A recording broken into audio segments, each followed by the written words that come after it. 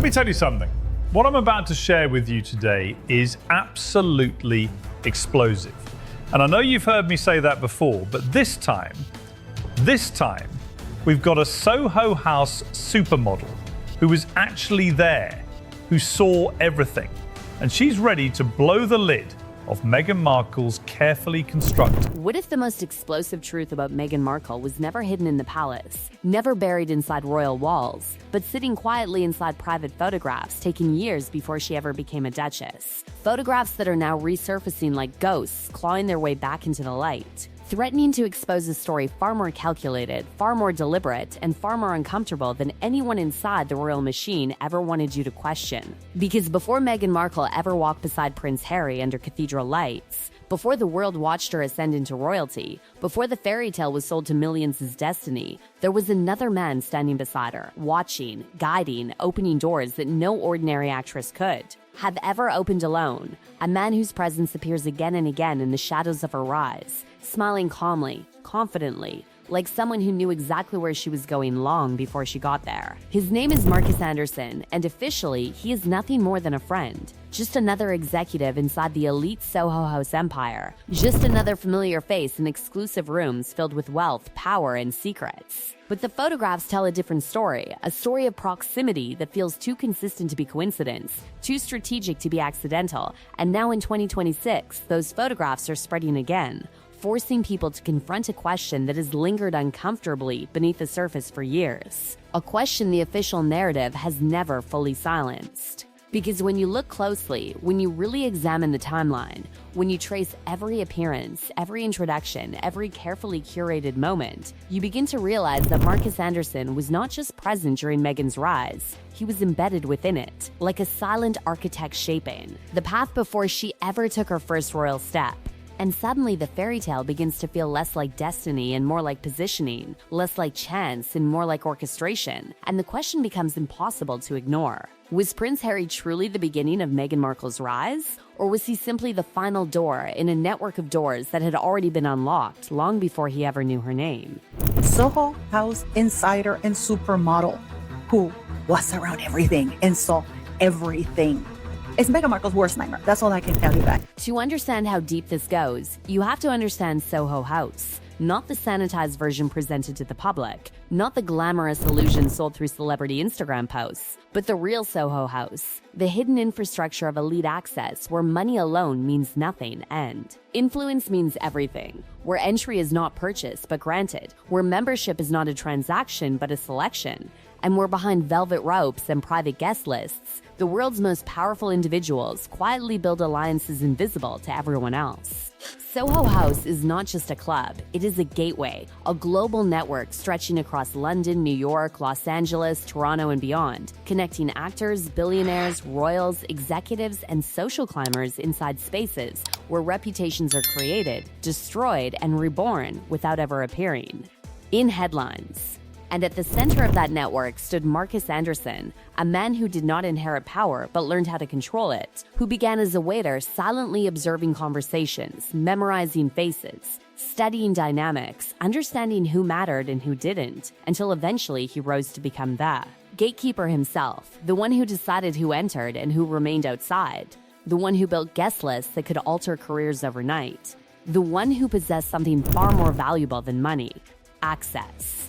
And insiders began whispering something extraordinary, that Marcus Anderson did not just observe Meghan Markle's rise, he facilitated it, that he recognized her potential long before the world did, that he ensured she was present in rooms where powerful men noticed her, remembered her, and opened doors that would otherwise remain permanently sealed. I'm Marcus Anderson. I hope to prove to you in this video that Meghan Markle wouldn't have the level of global fame that she enjoys now, or infamy, depends how you look at it. But I really don't think she would be in the position she's in without. And then there are the photographs, not grainy paparazzi shots taken from a distance. Not accidental encounters caught in public spaces, but intimate photographs taken inside private environments where only insiders were allowed. Photographs showing Meghan and Marcus together again and again, across years, across countries, across events that ordinary actresses would never even know existed, let alone attend. These images do not show a casual friendship. They show consistency, familiarity, and something deeper, something that feels intentional. Because Meghan was not just appearing at Soho House events, she was embedded within the ecosystem, moving through elite circles with a level of comfort that suggested she was not an outsider trying to enter, but someone already protected within its walls. And this is where the official narrative begins to fracture, because the public was told Meghan met Prince Harry through a blind date arranged by a mutual acquaintance, a spontaneous moment of romantic chance, a modern fairy tale unfolding naturally. But the photographs suggest something far more strategic. A woman already positioned inside a network controlled by the very gatekeeper who could introduce her to anyone, including a prince. Suddenly, Harry's appearance in her life does not look like a random miracle, but like the inevitable outcome of years spent moving closer and closer to the center of power. And then came the insider testimony, the voice of someone who claimed to have watched it unfold from within. Someone who described Marcus Anderson not as a passive companion, but as an active architect. Marcus Anderson. Marcus Anderson is very unique in the Meghan Markle Disposable Friends series because Marcus is indispensable. Someone who curated Meghan's visibility, ensured she was seen by the right people at the right moments. Someone who understood that proximity to power was not accidental, but engineered. Because in these exclusive rooms, access is currency, and Marcus Anderson controlled the bank. He ensured Meghan was present at elite events like Paris Fashion Week, standing comfortably among individuals whose wealth and influence shaped industries. Individuals who did not interact with outsiders unless someone powerful vouched for them. And Marcus always vouched for Meghan. She was never photographed alone inside Soho House. Never present without him beside her. Never entering without his approval. Because inside that ecosystem, being someone's guest meant being under their protection, under their authority, under their control. And that detail changes everything, because it suggests Meghan was not simply navigating these elite circles independently, she was moving through them under the guidance of someone who understood exactly how to position her. And the most unsettling part is not that Marcus opened doors for Meghan, but that he seemed to disappear quietly after her royal wedding, as if his role had been completed, as if the final door had already been unlocked. The photographs remain, frozen moments capturing proximity, capturing access. Top of the tree, that's what I want you to imagine. And then we've got Meghan Markle needing to build branches to climb up on to get to the top of the tree. And I've been fascinated to see the amount of branches that were built. Now, if they were built or just happened by lucky chance, serendipity, well, she's a very lucky girl. If it was more contrived than that, I'll leave you. Capturing a relationship whose true nature was never publicly explained. And now those images are resurfacing again, forcing people to confront a possibility that feels almost too calculated to accept. That Meghan Markle's rise was not merely the result of love or luck, but the culmination of years spent inside a carefully constructed network where every introduction, every appearance, every moment of visibility was part of something larger, something deliberate. Something that began long before Prince Harry ever realized he was stepping into a story that may have already been written. Because once you see the pattern, once you understand the mechanics of how elite access actually works, the story stops feeling like romance and starts feeling like strategy. And suddenly, the small details that once seemed harmless begin to glow with uncomfortable significance. One of those details appeared quietly, almost invisibly, during what should have been an ordinary family moment, Meghan Markle's Disneyland trip, a place designed for fantasy, innocence, and distraction, a place where reality is supposed to disappear. Meghan shared smiling photographs from that day, presenting the image of happiness, control, and normalcy, but buried inside those images was something strange, something subtle but impossible to ignore once you noticed it. Marcus Anderson was there. Not publicly acknowledged, not openly displayed, but physically present. And in the photos where his presence could not be avoided, his face was obscured, hidden behind branches, partially concealed like someone who was never meant to be seen but could never truly leave. And that moment alone ignited whispers that spread rapidly across observers who had been quietly watching this story unfold for years. Because hiding someone's face is not something you do accidentally, it is something you do deliberately. Something you do when their presence raises questions you are not ready to answer. and people began asking why Marcus was still there, why he remained close enough to appear in her private family moments but distant enough to remain officially invisible, why the man who had once been inseparable from her rise was now positioned carefully in the background, present but unspoken, like a shadow attached to her story that refused to disappear completely. And that was not the only pattern. Insiders had long pointed out that Meghan Markle was never photographed alone inside Soho House, not once, not ever. Always beside Marcus, always under his sponsorship, always entering as his guest, never as an independent member. And that distinction was not symbolic, it was structural. Because inside Soho House, guests do not exist independently. Guests exist under the authority of the member who brings them, meaning every time Meghan entered those elite spaces, she entered through Marcus. Every conversation she had, every introduction she experienced, every opportunity that emerged from those rooms passed through him first. And that level of consistent proximity does not happen randomly. It happens when someone is being guided, positioned, protected. Even more startling was the reality that Soho House had denied membership to global celebrities whose fame eclipsed Meghan's early acting career, individuals whose wealth and recognition far exceeded hers. Yet somehow, Meghan remained consistently present inside its most exclusive environments. And the only explanation that insiders whispered was the simplest and most uncomfortable one. She was Marcus Anderson's guest, and Marcus Anderson was the gatekeeper. And then came July 2016, the moment everything shifted, the moment the fairy tale officially began, the moment Meghan Markle met Prince Harry.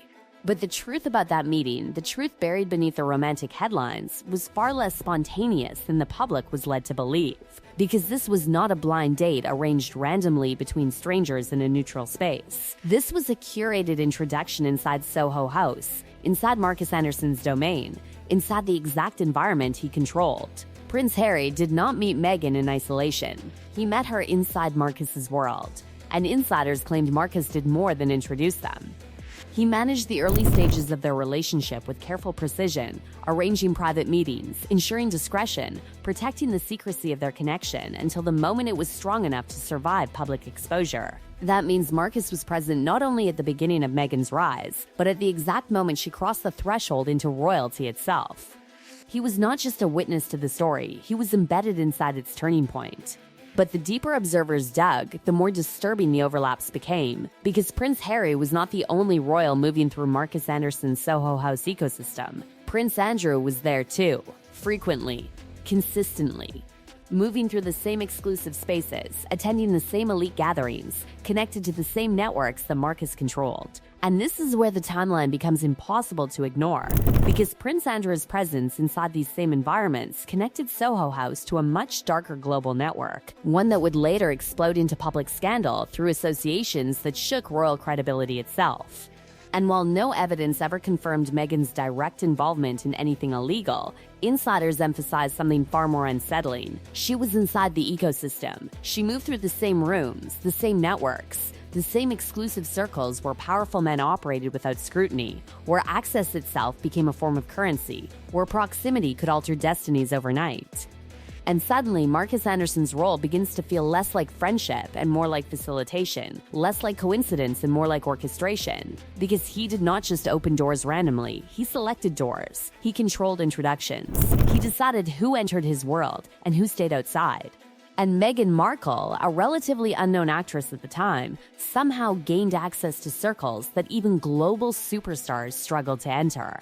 That is not luck, that is positioning. And positioning requires someone in control. But perhaps the most chilling detail of all is what happened after Meghan Markle became a duchess. After the wedding, after the cameras broadcast her ascension to global royalty, after the fairy tale had been fully realized, Marcus Anderson disappeared, not publicly denounced, not publicly acknowledged, simply gone. The man who had once been constantly beside her, constantly present during her rise, suddenly absent from her public life. Absent from official narratives, absent from the palace image. And that kind of disappearance raises questions that have never been answered.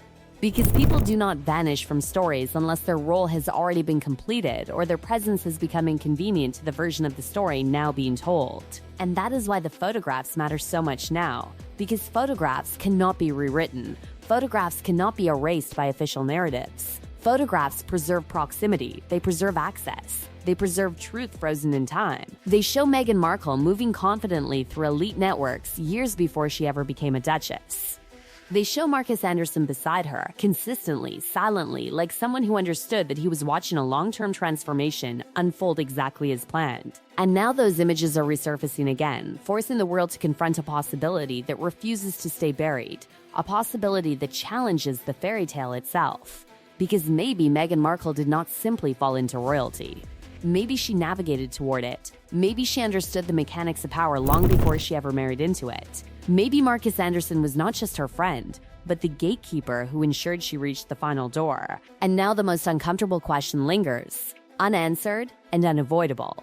When Meghan Markle walked into Soho House as Marcus Anderson's guest, did she realize she was stepping into a network that would ultimately lead her to a prince, a palace, and a destiny that would forever divide the world between those who believe the fairy tale and those who believe the photographs told the real story.